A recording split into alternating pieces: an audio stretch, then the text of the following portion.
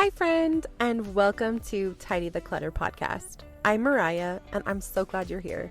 This is the place where we talk about real-life ways to simplify your home and digital spaces. Let's face it, life gets busy real quick. Between work, kids, emails, and everything else on your plate, it's easy to feel like things are slipping through the cracks. The good news, it doesn't have to stay that way. In each episode, I'll be sharing practical tips, small wins, and simple strategies to help you clear the clutter, both in your physical and digital spaces.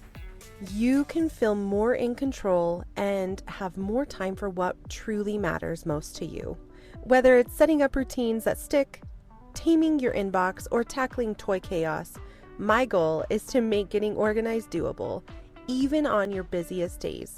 So, grab your favorite drink, settle in, and let's get started.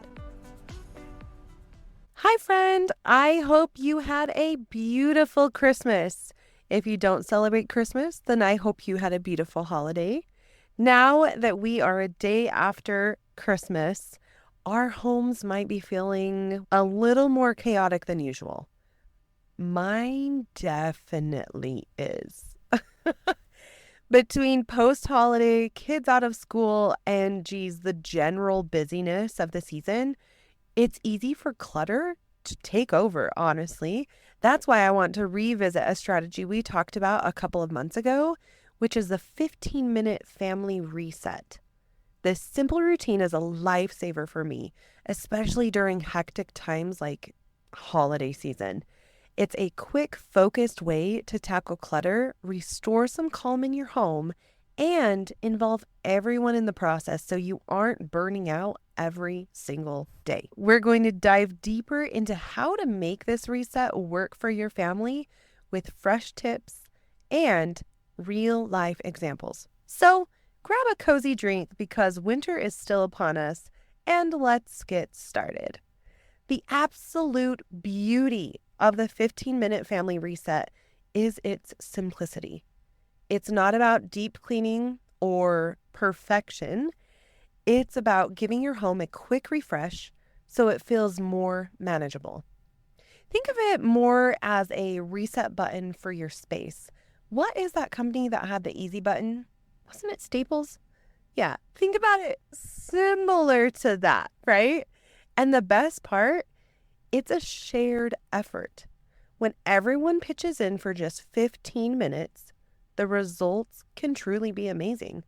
I remember when we first started doing these resets, the living room would be a disaster after a busy day.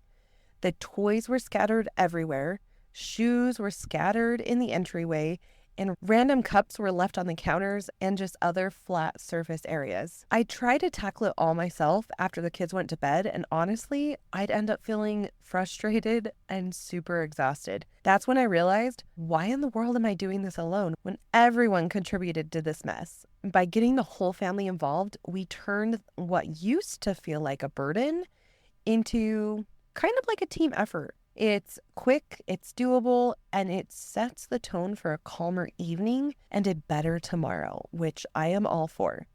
Let's break this down into actionable steps to make the 15-minute family reset work for your household.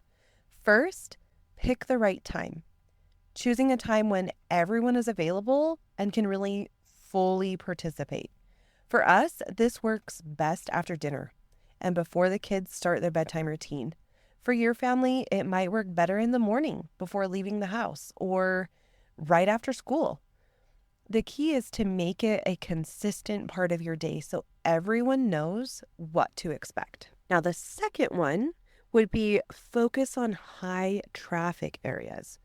During the reset, target those spots in your home that see the most clutter. In my house, that's the living room, kitchen counters, and that freaking entryway. These are the areas where things tend to pile up. And a quick tidy makes a huge difference. Start with the spaces that matter most to you. It could be the playroom, the dining table, or even the hallway that always collects shoes and backpacks. The third tip would be assign age-appropriate tasks. Every family member can really contribute, no matter how young or old. Take babies out of the picture, because they're not going to count in this point of time. My youngest loves to see how quickly she can tidy certain toys, while my oldest is in charge of clearing her shoe clutter. How one kiddo can have so many pairs of shoes in the entryway beats me. I have no idea. The rule is like 2 shoes downstairs, and that somehow goes in one ear and out the other every single time. But that's okay. That's okay. That is her area that she gets to focus on. So she is in charge of clearing them out. Even little kids can pick up toys or collect items that belong in their rooms. Giving everyone specific tasks not only gets the job done faster, but also teaches them responsibility and teamwork. The fourth tip is set a timer. This can be a game changer. Setting a 15-minute timer creates a sense of urgency and makes the reset feel like a fun challenge. My girls are always in a race with either each other or Nate and I. Competitiveness definitely runs through Nate. It's amazing how much you can accomplish when there's a countdown. And when the timer goes off, you're done, no matter what. That boundary keeps the reset from feeling overwhelming. And keep in mind, if this is a daily routine, you shouldn't have so much clutter that you wouldn't be able to tackle within that 15 minutes with everybody helping. It makes it a little less stressful. The fifth tip would be make it fun. Add some music, make it a game, or, turn it into a little competition. In episode 2, I mentioned trying a dance party cleanup, and let me tell you, it's become a hit in our house. Lately, we've been cranking out the Christmas music. Now we'll probably be cranking out, the country music again. Now, tip number 6, celebrate your success. When that timer goes off, take a moment to appreciate the results. I like to say, wow, the room looks so much better, or great job, everyone.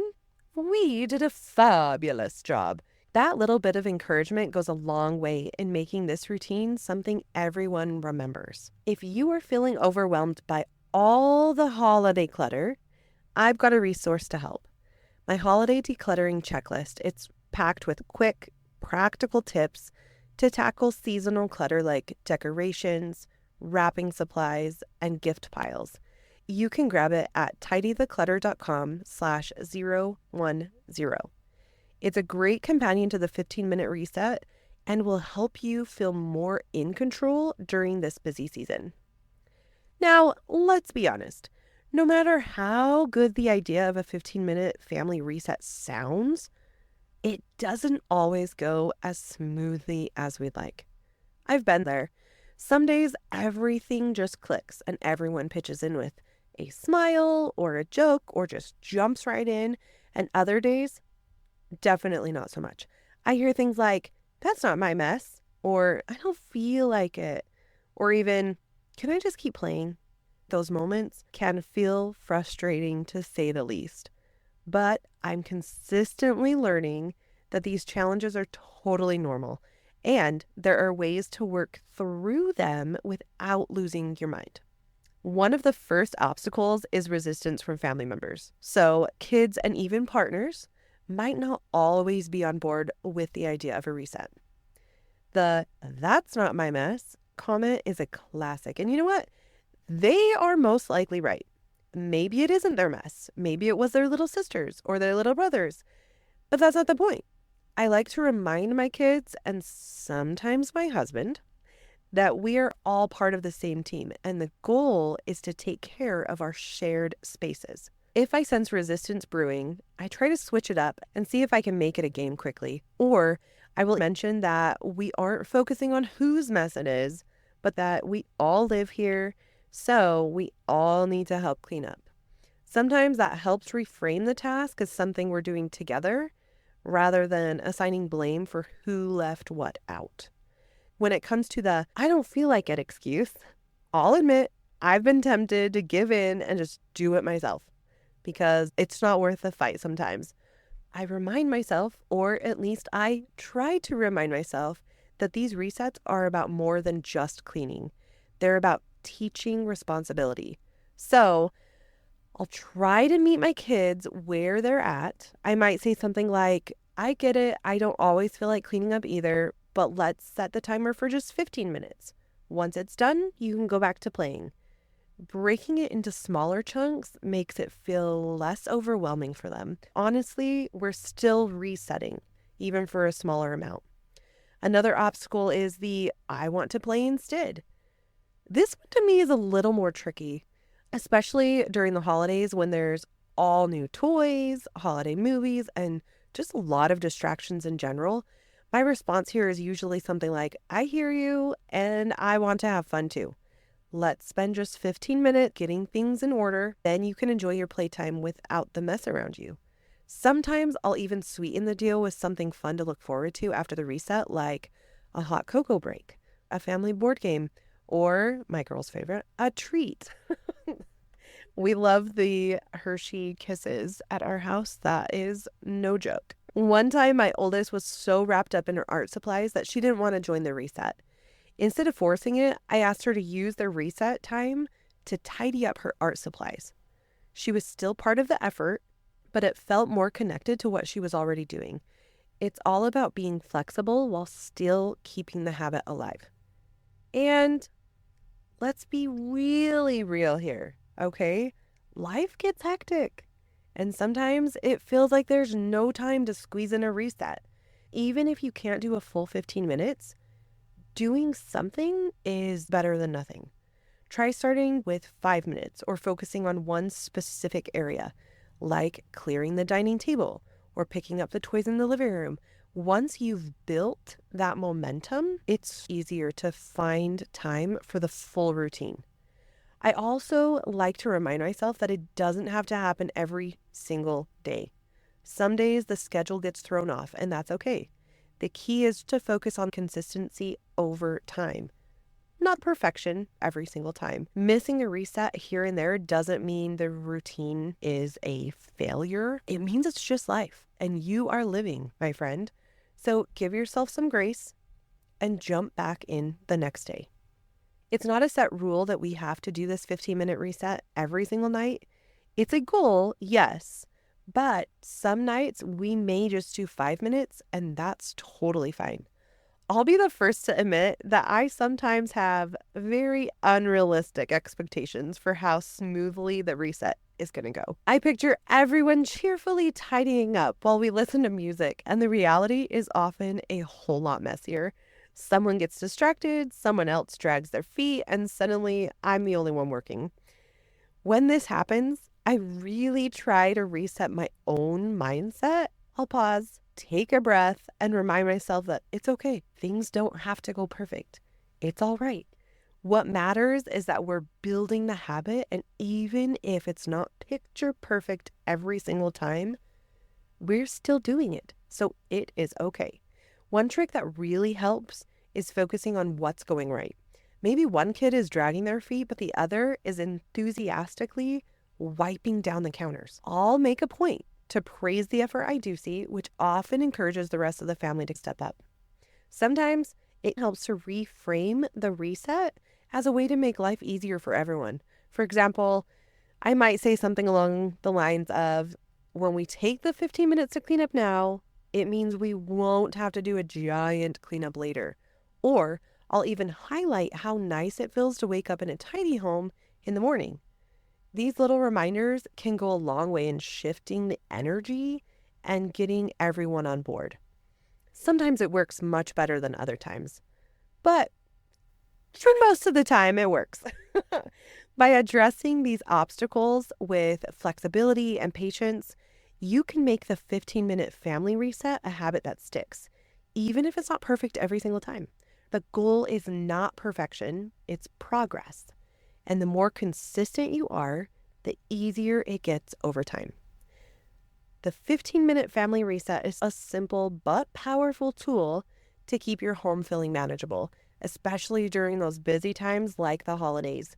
It's not about doing it perfectly or making every person excited to join in. It's about building that habit that brings your family closer together, reduces stress, and sets the stage for a calmer day ahead.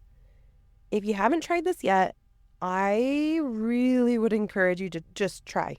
Start tonight. Pick one clutter hotspot, set a timer for 15 minutes, and get everyone involved. It might feel a little hectic and chaotic at first, but that's okay. You are creating a long-term habit that will get easier over time. Celebrate those small wins and focus on the progress and not the perfection. If you are feeling overwhelmed by holiday clutter that I mentioned earlier, don't forget to grab that checklist. You can get it at tidytheclutter.com/010. Now, next week, we'll be diving into organizing and storing seasonal items. Everything from holiday decoration to seasonal clothes. I'll be sharing how to decide what to keep, how to let go of what's no longer serving you, and how to make those seasonal transitions easier for your home and sanity. I hope you have a wonderful New Year's, and I'll chat with you next time. If you enjoyed today's episode, please share it with a friend or family member who might find it helpful, and don't forget to follow the podcast so you don't miss any future episodes. Until next time, have a great day. Thanks so much for tuning in to the Tidy the Clutter podcast. I hope you're leaving today with at least one small step that you're excited to take. Remember, it's not about being perfect. It's about finding what works for you and building on it little by little. If you enjoyed today's episode, I'd love it if you'd give the podcast a follow and leave a quick review.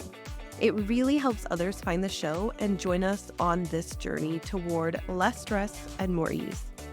And if you're looking for more tips, resources, or just a bit of extra motivation, head over to tidytheclutter.com, and everything you need to stay organized and feel more in control is waiting for you there.